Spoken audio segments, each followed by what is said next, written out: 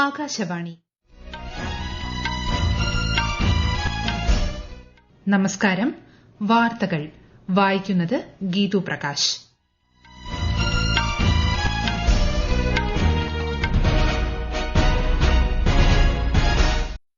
പ്രധാന വാർത്തകൾ. 18ാമത് റോസ്ഗർ മേളയുടെ ഭാഗമായി 61,000-ത്തിലധികം പേർക്കുള്ള നിയമന കത്തുകൾ പ്രധാനമന്ത്രി നരേന്ദ്രമോദി ഇന്ന് വിതരണം ചെയ്യും. തിരുവനന്തപുരത്ത് പള്ളിപ്പുറം സിആർപിഎഫ് ക്യാമ്പിൽ നടക്കുന്ന തൊഴിൽ മേളയിൽ കേന്ദ്ര സഹമന്ത്രി സുരേഷ് ഗോപി മുഖ്യാതിഥിയാകും. ബൂത്ത് ലെവൽ ഓഫീസർമാരുടെ കൃത്യവിലോപത്തിന് കർശന നടപടി സ്വീകരിക്കാൻ മുഖ്യ തെരഞ്ഞെടുപ്പ് ഓഫീസർമാർക്ക് നിർദ്ദേശം നൽകി കേന്ദ്ര തെരഞ്ഞെടുപ്പ് കമ്മീഷൻ. ഇന്ത്യ എനർജി വീക്കിന്റെ 4ാം പതിപ്പ് ഈ മാസം 27 മുതൽ 30 വരെ ഗോവയിൽ നടക്കും. വിഴിഞ്ഞം തുറമുഖത്തിന്റെ 2ാം ഘട്ട വികസന പ്രവർത്തനങ്ങളുടെ നിർമ്മാണ ഉദ്ഘാടനം ഇന്ന് മുഖ്യമന്ത്രി പിണറായി വിജയൻ നിർവഹിക്കും. പെൺകുട്ടികളുടെ അവകാശ സംരക്ഷണം ഉയർത്തിക്കാട്ടി ഇന്ന് ദേശീയ ബാലികാ ദിനം. ന്യൂസിലൻഡിനെതിരായ 2020 ക്രിക്കറ്റ് പരമ്പരയിൽ 2ാം മത്സരത്തിൽ ഇന്ത്യയ്ക്ക് 7 വിക്കറ്റ് ജയം. വാർത്തകൾ വിശദമായി. 18ാമത് റോസ്ഗർ മേളയുടെ ഭാഗമായി 61,000-ത്തിലധികം പേർക്കുള്ള നിയമന കത്തുകൾ പ്രധാനമന്ത്രി നരേന്ദ്രമോദി ഇന്ന് വിതരണം ചെയ്യും. രാവിലെ 11 മണിക്ക് വീഡിയോ കോൺഫറൻസിംഗിലൂടെ നടക്കുന്ന ചടങ്ങിൽ ഉദ്യോഗാർത്ഥികളെ അദ്ദേഹം അഭിസംബോധന ചെയ്യും. രാജ്യത്തുടനീളം 45 സ്ഥലങ്ങളിലാണ് തൊഴിൽ മേള സംഘടിപ്പിക്കുന്നത്. രാജ്യത്തുടനീളം സംഘടിപ്പിച്ച റോസ്ഗർ മേളകൾ വഴി 11 ലക്ഷത്തിലധികം നിയമന കത്തുകൾ വിതരണം ചെയ്തിട്ടുണ്ട്.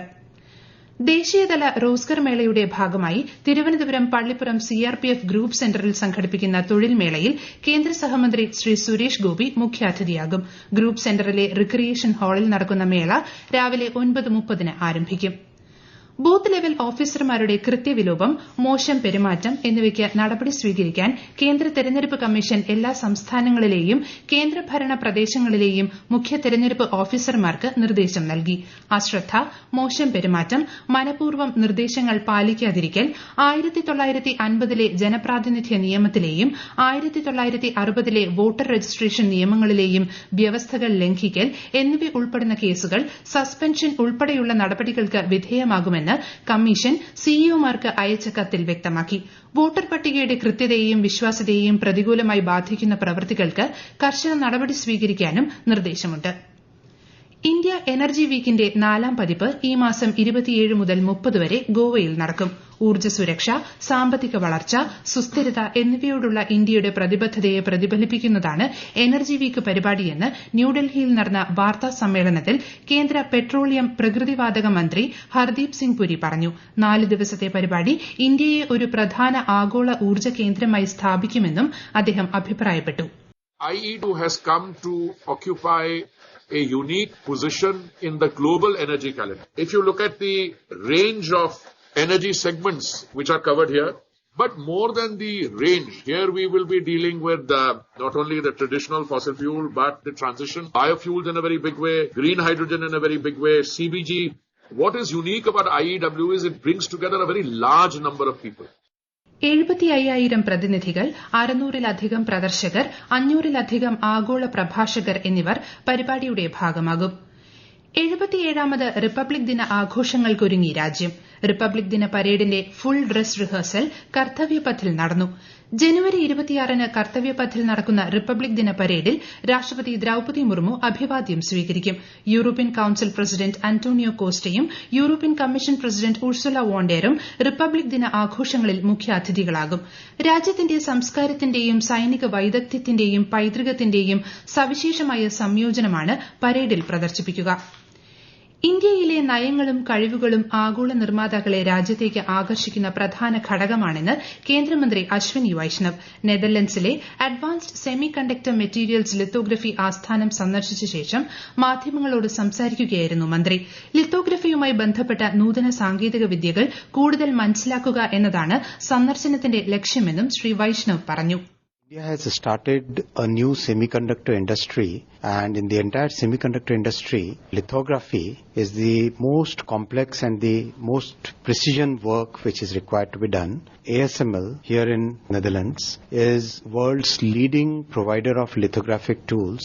Our fab in Dholera will be using the ASML equipment and understand the technology, and this is going to be a major thing for India. പശ്ചിമബംഗാളിൽ SIR നടപടികൾ പുരോഗമിക്കുന്ന സാഹചര്യത്തിൽ ഹിയറിംഗിനോ മറ്റ് നടപടികൾക്കോ തടസ്സം വരുത്തുന്നവർക്കെതിരെ FIR രജിസ്റ്റർ ചെയ്യണമെന്ന് ജില്ലാ ഭരണകൂടത്തിന് നിർദ്ദേശം നൽകി മുഖ്യ തെരഞ്ഞെടുപ്പ് ഓഫീസർ. സാഹചര്യം ആവശ്യമെങ്കിൽ SIR ഹിയറിംഗുകൾ അനിശ്ചിതകാലത്തേക്ക് നീട്ടിവെക്കാമെന്നും നിർദ്ദേശത്തിൽ പറയുന്നു. കേരളത്തിൽ തീവ്ര വോട്ടർ പട്ടിക പരിഷ്കരണവുമായി ബന്ധപ്പെട്ട നടപടികൾ പുരോഗമിക്കുന്നു. പട്ടികയിന്മേലുള്ള പരാതികൾ ഈ മാസം 30 വരെ സമർപ്പിക്കാം.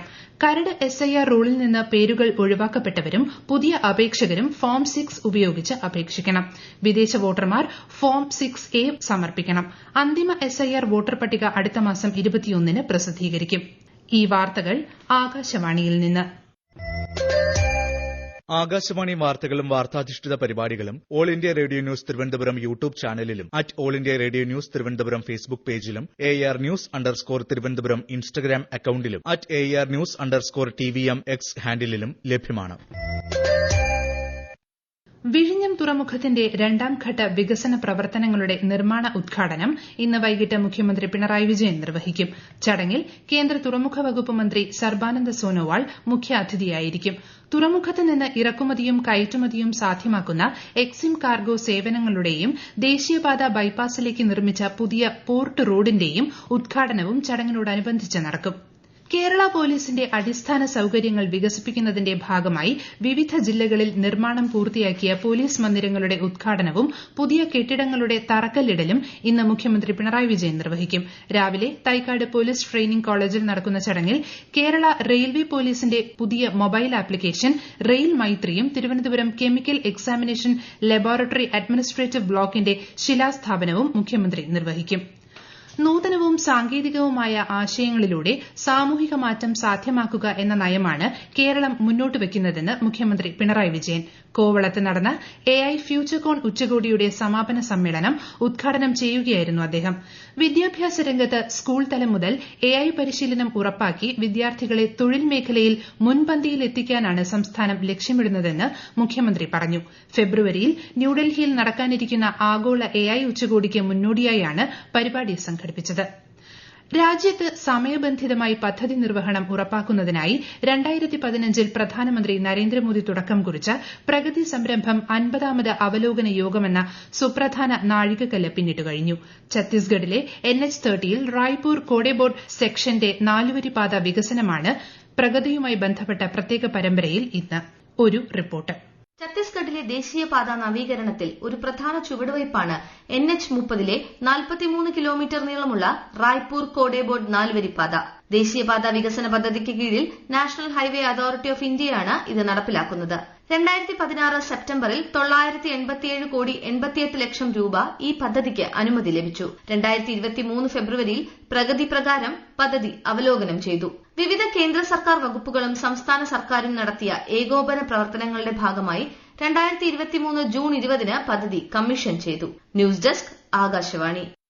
ഇന്ന് ദേശീയ ബാലികാ ദിനം. സുസ്ഥിര ഭാവിക്കായി പെൺകുട്ടികളെ ശാക്തീകരിക്കുക എന്നതാണ് ഇത്തവണത്തെ പ്രമേയം. പെൺകുട്ടികളുടെ അവകാശങ്ങൾ, വിദ്യാഭ്യാസം, ആരോഗ്യം, പോഷകാഹാരം, ക്ഷേമം എന്നിവ ഉയർത്തിക്കാട്ടുന്നതിനാണ് എല്ലാ വർഷവും ജനുവരി 24-ന് ദേശീയ ബാലികാ ദിനം ആഘോഷിക്കുന്നത്. 2008-ൽ വനിതാ ശിശുവികസന മന്ത്രാലയം ആരംഭിച്ച ഈ ദിനാചരണം ലിംഗവിവേചനത്തെക്കുറിച്ച് അവബോധം വളർത്തുന്നതിനും തുല്യ അവസരങ്ങൾ പ്രോത്സാഹിപ്പിക്കുന്നതിനും ലക്ഷ്യമിടുന്നു. ന്യൂസിലൻഡിനെതിരായ 2020 ക്രിക്കറ്റ് പരമ്പരയിൽ രണ്ടാം മത്സരത്തിൽ ഇന്ത്യയ്ക്ക് 7 വിക്കറ്റ് ജയം. ന്യൂസിലൻഡ് ഉയർത്തിയ 209 റൺസ് വിജയലക്ഷ്യം പിന്തുടർന്ന ഇന്ത്യ 15.2 ഓവറിൽ 3 വിക്കറ്റ് നഷ്ടത്തിൽ ലക്ഷ്യം കണ്ടു. 5 മത്സരങ്ങളുള്ള പരമ്പരയിൽ ഇന്ത്യ 2-0 മുന്നിലാണ്. മൂന്നാം മത്സരം നാളെ ഗുവാഹത്തിയിൽ നടക്കും. പ്രധാനമന്ത്രി നരേന്ദ്രമോദി ജനങ്ങളുമായി ആശയങ്ങൾ പങ്കുവയ്ക്കുന്ന പ്രതിമാസ റേഡിയോ പ്രഭാഷണ പരിപാടി മൻ കി ബാത് നാളെ രാവിലെ 11-ന്. പരിപാടിയുടെ 130ാം പതിപ്പാണിത്. ആകാശവാണിയുടെയും ദൂരദർശന്റെയും എല്ലാ ശൃംഖലകളിലും പരിപാടി തത്സമയം ലഭ്യമാകും. പ്രധാന വാർത്തകൾ വീണ്ടും. 18ാമത് റോസ്ഗർ മേളയുടെ ഭാഗമായി 61,000-ത്തിലധികം പേർക്കുള്ള നിയമന കത്തുകൾ പ്രധാനമന്ത്രി നരേന്ദ്രമോദി ഇന്ന് വിതരണം ചെയ്യും. തിരുവനന്തപുരത്ത് പള്ളിപ്പുറം CRPF ക്യാമ്പിൽ നടക്കുന്ന തൊഴിൽ മേളയിൽ കേന്ദ്ര സഹമന്ത്രി സുരേഷ് ഗോപി മുഖ്യാതിഥിയാകും.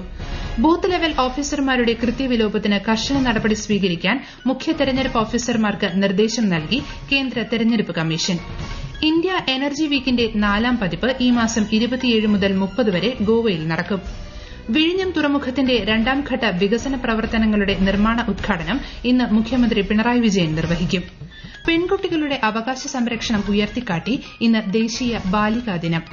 ന്യൂസിലൻഡിനെതിരായ ട്വന്റി ക്രിക്കറ്റ് പരമ്പരയിൽ രണ്ടാം മത്സരത്തിൽ ഇന്ത്യയ്ക്ക് 7 വിക്കറ്റ് ജയം. വാർത്തകൾ കഴിഞ്ഞു. അടുത്ത വാർത്താ പ്രക്ഷേപണം 11 മണിക്ക്.